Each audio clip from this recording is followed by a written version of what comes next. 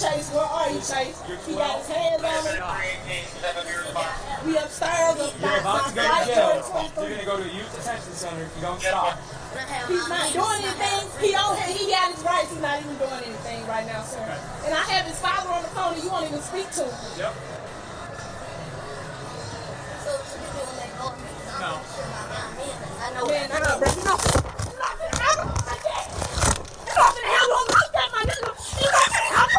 You put your hands up and get me. Put your hands on my motherfucking nephew.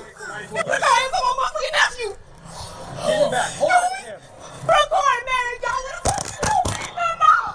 come off me, bro. 10-3 is 10-3. 10-3 is 10-3.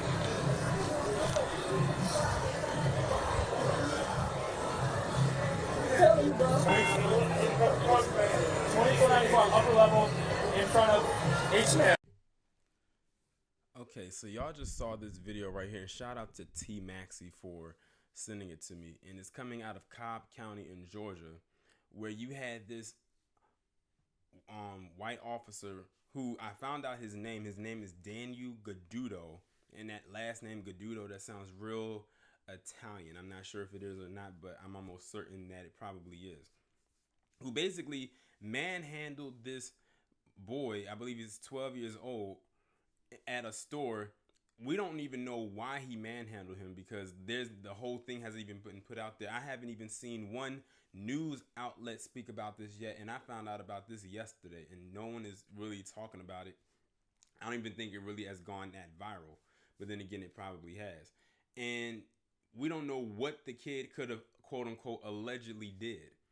All we see is he's just like holding his arm and everything like that. It's probably gonna go with the story of, oh, he probably stole something, or he tried to steal something, and things of that nature. But did y'all notice how tight he was holding onto that kid's arm? Like, the kid is like skinny. This guy, I don't know how much he weighs, but he looks like he probably works out quite a bit. And he is grabbing strong on his arm. And if you look kind of closely, he's grabbing onto the kid's arm so tight that his arm is damn near changing another color. That's holding on real tight. But what I noticed about the kid is he didn't act scared. Like, he's looking at the cop square in his face like, dude, like, why are you grabbing on my arm like that? He doesn't have any type of fear in his face or anything like that, because I'm not gonna say he's used to it, but he's probably used to seeing these kinds of encounters all the time, you know, on the news, and how these cops deal with us, so he's not scared. Now, of course, the real issue in the video, of course, is with the woman, and that is his aunt. She's trying to tell the officer like he didn't do anything and anything like that, and you need to let him go. And he says no. She said, I have his father on the phone right now, and he won't even talk to him. And he just says no. So this cop right here has balls of steel. He won't even talk to the boy's dad. I wish the boy's dad happened to be there, and I hope that the boy's dad is got wind of this, and they get, you know, to the bottom of it by any means necessary. Because I don't know how this woman is related to the dad. I don't know if that's her brother, or if you know, if that's her nephew's mother. You know what I mean. I can't even really get my words right. Or if, you know, if that's related on, you know, from the mom's side. I'm not entirely sure. But if it is, then that's two problems right there that cop has to deal with. But anyway, when she tries to pry her nephew away from the cop, he immediately lets go of the nephew and then wrestles her to the ground, as you saw in the video with the camera shaking and everything. He was wrestling to her to the ground, because the next time you saw the camera is pointing upwards from a more of a ground level. And then you had the damn bootleg black cop or security guard standing right there. He said, "Here, watch him." And like the tap dancing person that he is, he taps in shoes and runs right over and grabs the kid and holds him back. And if you look at the kid's face when he's encountering, when he's looking at this happen, he looks like he's trying to break away from the black cop or the black security guard so he could go and try to fight the white cop that just manhandled his aunt. And then you had everybody else just kind of standing around and walking past like this is just like a normal day at this particular mall. Like it was nothing. And then if you notice the tone in the way that the white cop sounded at the end when he was calling for backup and he said he was at H&M. Notice he tried to sound like he was in distress.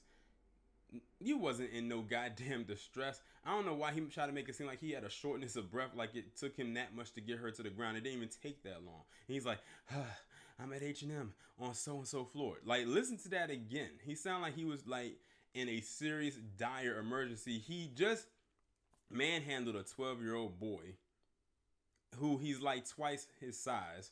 And he just wrestled that boy's onto the ground with no like hard effort at all. It was like seamless for him.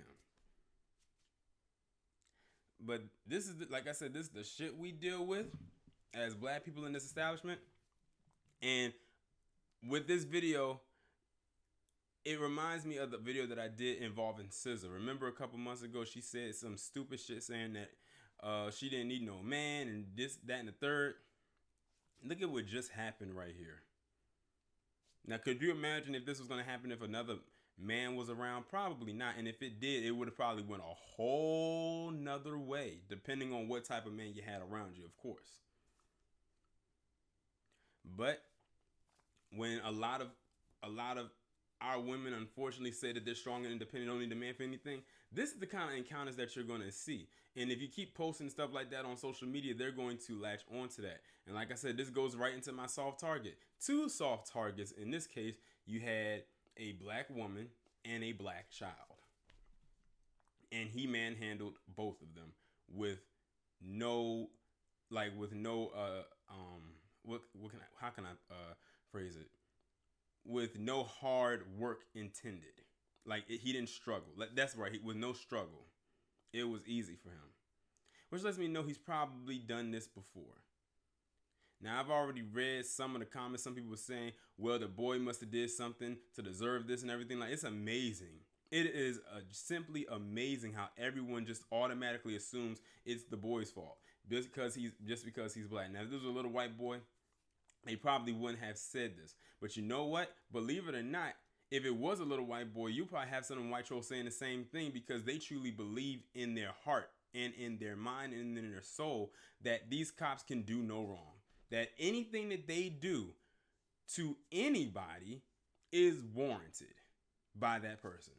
That's how many of them believe that. But what's even more sad is you'll have some of our own believe that same shit too. That's like doubly offensive. Y'all let me know what y'all think about this down in the comments. Like, share, subscribe. I have the links in the description. I'll talk to you in the next one.